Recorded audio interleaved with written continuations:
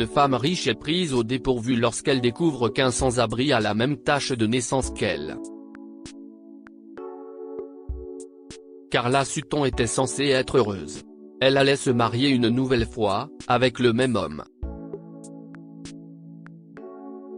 Le même homme magnifique au tempérament impétueux qu'elle avait d'abord épousé à 23 ans.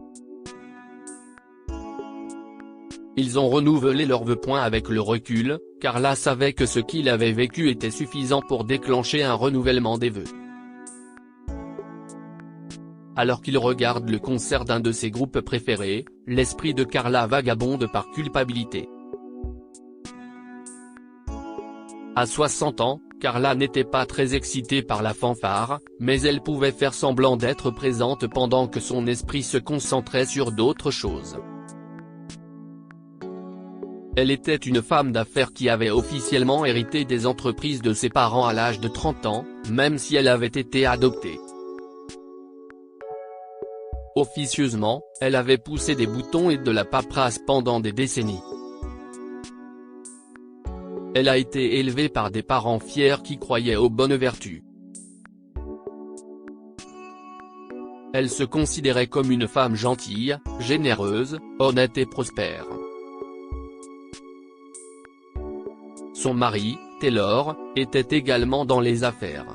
Cependant, sa société n'était qu'une petite entreprise qui luttait encore pour s'établir confortablement. L'entreprise de Carla est vieille de plusieurs décennies et existait déjà avant sa naissance. Taylor, 62 ans, est un homme qui a réussi, mais il est aussi très jaloux. Carla se souvient que les signes ont commencé à se manifester après leur 6e mois de vie commune. Mais ce n'est que lorsqu'un autre homme est entré en scène qu'elle l'a vraiment vu se manifester. Tout a commencé un week-end ensoleillé. Carla était allée acheter des robes et s'était arrêtée pour acheter des sandwichs. À l'approche d'un virage, elle a ralenti la voiture et son regard a été immédiatement attiré par une petite fille qui donnait un sandwich à un sans-abri assis à côté d'un chien errant de taille moyenne. L'homme a souri à la jeune fille en guise de remerciement et, après son départ, il a coupé le sandwich en deux et en a donné une moitié au chien, qui l'a rapidement englouti. C'était un moment émouvant, et cela a poussé Carla à arrêter sa voiture et à lui donner le sac de sandwich qu'elle avait acheté au café. « Vous pouvez les prendre, monsieur », a-t-elle dit timidement. L'homme lui a répondu à vos souhaits, et Carla a ressenti un sentiment de reconnaissance. Elle a essayé d'observer l'homme sans le regarder pendant qu'elle s'éloignait, mais elle ne pouvait pas distinguer le visage derrière la barbe indisciplinée, les poils du visage et la saleté qui le recouvraient. Depuis ce jour, chaque fois qu'elle passait devant ce point, elle déposait quelque chose pour lui, parfois de la nourriture, d'autres fois des vêtements chauds. Un jour, son mari a remarqué qu'elle avait pris les vêtements qu'il envoyait au recyclage. Pourquoi aurait-elle besoin de vêtements d'homme? Taylor s'est dit mais l'a gardé pour lui jusqu'à ce qu'elle soit sur le point de partir au travail. Pourquoi as-tu besoin de ces vêtements? A demandé Taylor tranquillement. Oh, ça? Dit-elle. Eh bien, je les donne à un sans-abri que j'ai rencontré. Tu parles à des sans-abri? Il l'a coupé, son visage portant une expression de dégoût. Oui, mais il n'essaye pas de défendre ce sacrilège. Hurle-t-il en la coupant à nouveau. Si est juste un acte de bonté, dit-elle en espérant qu'il comprenne. Si tu ne m'écoutes pas, alors j'enverrai ceux qui veulent bien m'écouter l'expulser de là où il est perché. Les mendiants sont une nuisance de toute façon, dit Taylor avant de s'éloigner pour passer des appels téléphoniques. D'un autre côté, elle se réoriente, inspire profondément, puis se rend au travail. Dans l'heure qui suivit, elle fut informée que Taylor avait réuni des copains qui allaient se joindre à lui pour expulser les mendiants de la communauté. Il pensait que c'était une opération générale, mais elle savait que Taylor ne voulait qu'un seul. Elle s'était précipitée vers le mendiant pour le faire sortir de la zone, mais lorsqu'elle est arrivée à l'endroit où l'homme s'était temporairement réfugié, elle a vu qu'il était trop tard. Son mari était déjà là, et il avait déjà échangé plusieurs coups avec le mendiant qui semblait perdu et prêt à s'effondrer. « Qu'est-ce ce que tu fais Taylor ?» a crié Carla. Si est-il lui ? L'homme avec qui tu m'as trompé ? a crié Taylor. « Je ne t'ai jamais trompé Taylor, crois-moi », a-t-elle répondu. À ce moment, Taylor a rapproché le mendiant pour lui parler. « Elle me crie dessus à cause de toi, si est-il suffisant pour rendre n'importe quel homme fou », a-t-il dit avant de pousser le mendiant avec force sur le sol. Déséquilibré, l'homme est tombé en arrière, et dès qu'il a touché le sol, il a su que quelque chose n'allait pas. Il avait mal au cœur et se sentait très mal à l'aise. Carla s'est dirigée vers l'homme et, voyant la situation, s'est rapidement mise à déboutonner la chemise serrée du mendiant et à lui faire un massage cardiaque. « Restez vivant », a-t-elle crié, les yeux rivés sur la poitrine de l'homme, espérant que son mari ne venait pas de commettre un homicide involontaire. Si est alors qu'elle a vu la tache de naissance sur sa poitrine. Elle ressemblait à une tache de peau foncée en forme de couronne, exactement la même que la sienne. Carla a maintenu le massage cardiaque jusqu'à l'arrivée de l'ambulance quelques instants plus tard. Puis, pendant qu'il était soigné dans l'ambulance, elle a essayé de lutter contre son intuition.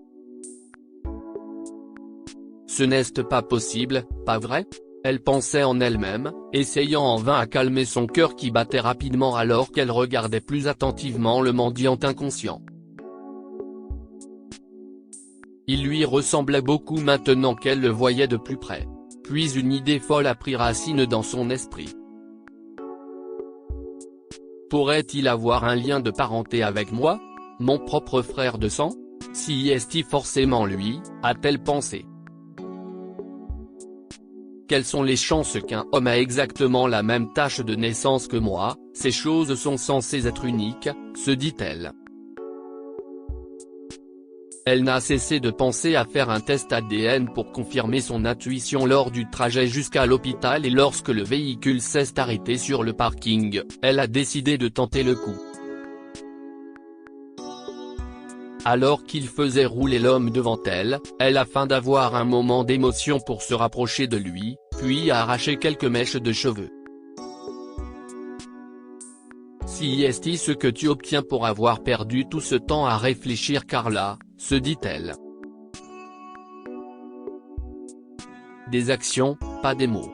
Des actions, pas des mots. A-t-elle répété comme un mantra alors qu'elle se dirigeait vers un centre de test ADN. Il s'est avéré que l'homme blessé était en fait son frère perdu depuis longtemps. Quand il est revenu à lui, Carla était là à l'attendre. Encore vous ? A-t-il dit avec un doux sourire. J'ai dit aux infirmières de vous raser pendant que vous dormiez, a dit Carla. Maintenant, votre visage me rappelle beaucoup quelqu'un que j'ai connu. Racontez-moi votre histoire, M. Steven, a-t-il dit. Que voulez-vous savoir ? Pourquoi, tout naturellement, dit-elle.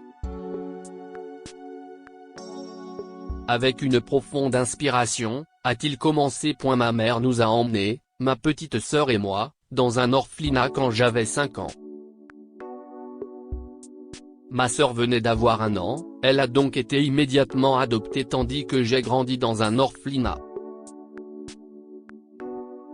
Avant qu'il puisse en dire plus, Carla l'a enlacé. Si est toi ? A-t-elle crié.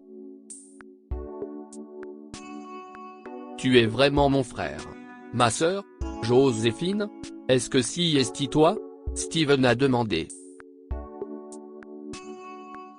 Si est Carla maintenant? Mais oui, si est toi, a-t-elle crié avant de le serrer à nouveau dans ses bras. J'ai la même tache de naissance sur ta poitrine, je suis désolé de ne pas t'avoir reconnu immédiatement, s'est-elle empressée de poursuivre. Si est bonjour Carla, tu étais encore très jeune pour te souvenir de quoi que ce soit. Mes parents adoptifs m'ont dit que j'avais été adopté il y a longtemps, mais ils n'ont jamais parlé d'un frère ou d'une sœur. Taylor savait qu'il avait été à deux doigts de prendre une vie à cause de sa jalousie, alors il la regardait de loin avec dédain. Il ne pouvait pas faire de mal à son beau-frère. Carla a accueilli Steven dans sa famille et s'est assuré qu'il avait tout, y compris une chambre sous son toit. Cependant, son mari, Taylor, s'y est opposé. Il ne veut pas que Steven vive avec eux, et il se dispute constamment avec Carla à cause de cet homme. Taylor maintient ces disputes constantes jusqu'à ce qu'il doive se consacrer entièrement à son entreprise qui s'effondre. Il a essayé d'inverser ce qui se passait, puis a abandonné, disant qu'il était déjà trop tard pour changer quoi que ce soit. Alors, à la place, il est resté chez lui, buvant et évitant tout contact avec qui que ce soit.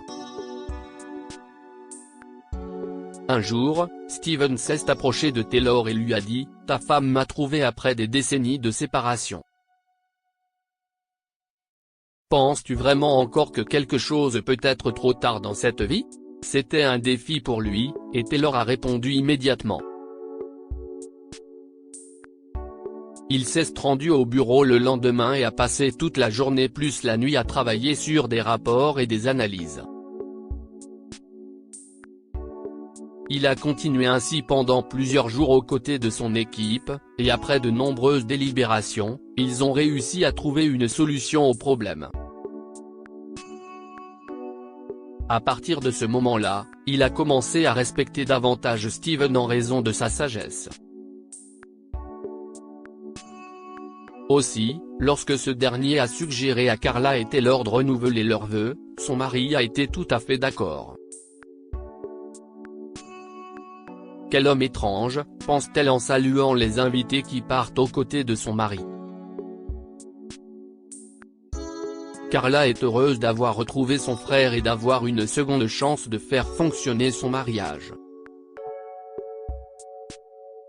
Elle s'est associée à Taylor pour financer des abris pour sans-abri avec de la nourriture et des vêtements.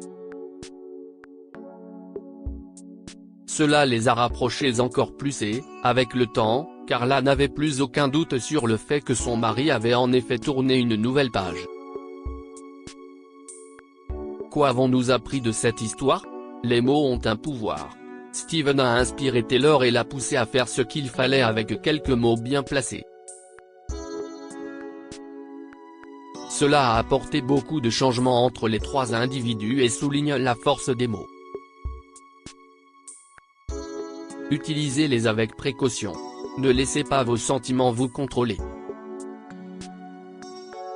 Taylor aurait pu commettre un homicide involontaire alors que sa jalousie le contrôlait et cela aurait mis fin à sa progression dans la vie. Cela montre l'importance de maîtriser ses émotions. Si vous ne les contrôlez pas, elles vous contrôleront. Partagez cette histoire avec vos amis. Elle pourrait égayer leur journée et les inspirer. Si vous avez aimé cette histoire, alors vous aimerez sans doute celle d'un pauvre garçon qui entend un chien aboyer dans la maison de sa voisine pendant 2 jours et décide d'aller voir à l'intérieur. Abonnez-vous à Mon Mama sur Google News.